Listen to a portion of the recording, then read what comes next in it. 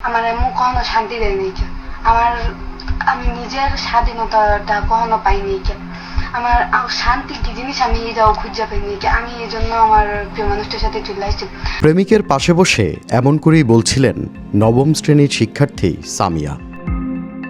মা ফাতেমা বেগম মেয়ের পড়ার টেবিলের সামনে বসে আকুতি নিয়ে জানাচ্ছিলেন মেয়েকে ফিরে পাওয়ার কথা।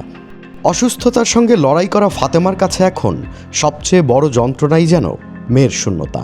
প্রশাসনের লোকের কাছে আমার একটাই আকুল আবেদন, আমার মেয়েকে যত দ্রুত সম্ভব আমার মেয়েকে আমার হাতে তুলে দেওয়ার জন্য।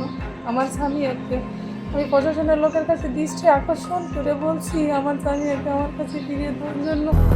200-র বেশি সার্ভিস ও ফিচারে লেনদেনের সব বিকাশ অ্যাপে সম্ভব।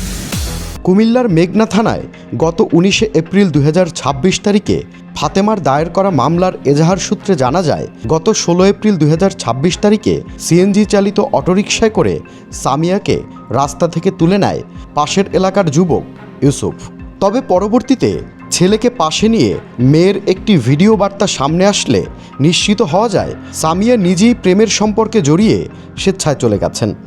আমার একটা কথা, আপনারা আমগো সম্পর্ক নিয়ে যেই শুরু করছেন দেখতেছি যে বাঁচার কোনো রাস্তাই দিতেছেন না আপনারা। যদি আমি আর ইউসুফ নিজেকে কোনো ক্ষতি করে লাই এর জন্য দায়ী থাকবো। যদি প্রথমে কারোর ধরতে হয় আমার আম্মুরে ধরবেন। তবে প্রশ্ন এখানেই, কারণ আইনের দৃষ্টিতে বিষয়টি ভিন্নভাবে বিবেচিত।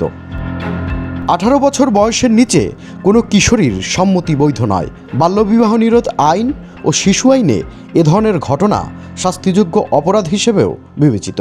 এ বিষয়ে কুমিল্লার হিউম্যান রাইটস ফাউন্ডেশনের সভাপতি মোহাম্মদ হারুনুর রশিদ ভূঁইয়া বলেন, এমন পরিস্থিতিকে অনেক সময় প্রেম হিসেবে দেখা হলেও তা অপ্রাপ্তবয়স্কদের জন্য ঝুঁকিপূর্ণ সিদ্ধান্ত, যা ভবিষ্যতে গুরুতর পরিণতিও ডেকে আনতে পারে। বাংলাদেশের এক্সিস্টিং রুল এই ব্যাপারে রুলস অ্যান্ড রেগুলেশন যেটা আছে, আইন বিধিমালা যেটা আছে, সেটাতে এটা তো মোটেই গ্রহণযোগ্য নয়, এটা বেআইনি এবং এই ধরনের ঘটনা ন্যাক্কারজনক এবং যথাযথ কর্তৃপক্ষ যথাযথ প্রক্রিয়ার মাধ্যমে এটা তদন্ত করে আইনগত ব্যবস্থা নেওয়া উচিত বলে আমি মনে করি। কারণ এই মেয়েটা তো বয়স কম বা ছেলেটাও বয়স কম হলে বুঝে না, যখন একটু বয়স হয় তখন সে নিজে বুঝতে পারে আমার সিদ্ধান্তটা আসলে ভুল হয়েছে, আমার মা বাবা বা পারিবারিক সিদ্ধান্তটাই আমার মেনে নেওয়া উচিত ছিল। ঘটনার 1 সপ্তাহ পেরিয়ে গেলেও উদ্ধার করা সম্ভব হয়নি সামিয়াকে। এ বিষয়ে মেঘনা থানার ভারপ্রাপ্ত কর্মকর্তা শহীদুল ইসলাম জানান, আসামিদের গ্রেপ্তারে অভিযান অব্যাহত রয়েছে। আমরা মেয়েকে এখনো উদ্ধার করতে পারিনি, আমরা অভিযান করতেছি বিভিন্ন জায়গায়। এই এলাকাতে নাই, এলাকাতে তো নাই, এই মেঘনা থানা এলাকায় নাই। একদিকে মায়ের অপেক্ষা, অন্যদিকে কিশোরীর অনিশ্চিত ভবিষ্যৎ। এই ঘটনা সমাজের বাস্তবতা ও আইনি সীমারেখা নিয়ে নতুন প্রশ্ন তুলেছে। এখন অপেক্ষা, সামিয়া কি ফিরে আসবে তার মায়ের কাছে, নাকি এই প্রতীক্ষা আরও দীর্ঘ হবে? সে নিশ্চয়তা এখন প্রশাসনের হাতে।